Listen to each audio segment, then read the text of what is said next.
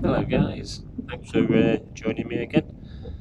Um, I'm on a different quest today, which is out on the east coast at Donanook, which is between Mablethorpe and Cleethorpes, and I've come out today just for a change. I've not been out here for a very, very long time. For some grey seals, which it's famous for, as some of you guys will know, and for some waders. I've seen a few about at the moment, dunlin and sandalin, as well as one or two other bits and pieces. So yeah, hopefully I'll manage to get a few shots of both of those really, and the seals of course. Um, so yeah, making a nice change of scenery. It's absolutely nobody out here. It's a massive expanse of sand and dunes and salt marsh, and it's brilliant just being out here. It's so peaceful. So yeah, hopefully I'll get lucky and join me a bit later on. We'll see how I get on. Thank you.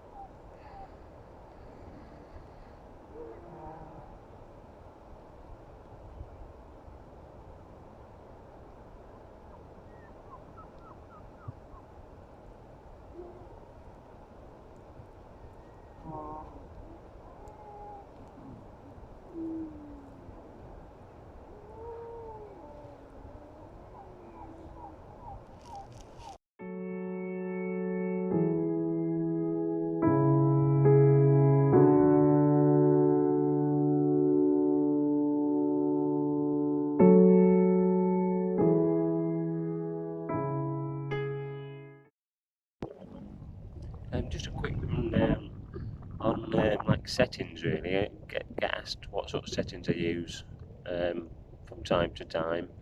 It's hard to answer exactly because obviously it varies from day to day and weather conditions and so on. But as a general rule of thumb, especially if your camera can deal with it, i.e. that putting up your ISO pretty high and you've got a quality camera that can cope with the noise, if you like, which a lot of them can now in all fairness, such as the Canon 5D Mark IV that I'm using. It's great at higher ISO with very little noise really.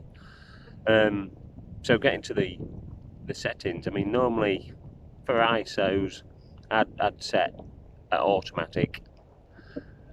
My general settings are manual, but I set my ISO to automatic. My shutter speed around about a thousandth of a second, especially if you're after any sort of action shots or anything's likely to move just slightly, such as some of the waders today when they're dibbing around pretty quick, just to try and freeze that action a little bit. And as regards my f-stops, anything from sort of 6.3 up to about f10. F7.1 is my general go-to. If I'm honest, it's a pretty foolproof f-stop. Keeps your images pretty sharp and can blur the background out a bit too.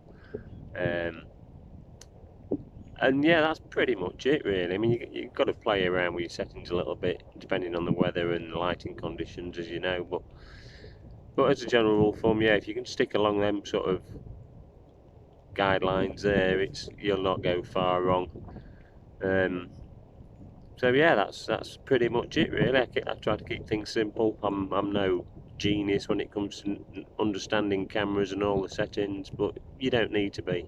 Some people just make too much of it than what they really need to. It's like anything else, just keep it simple and it will work.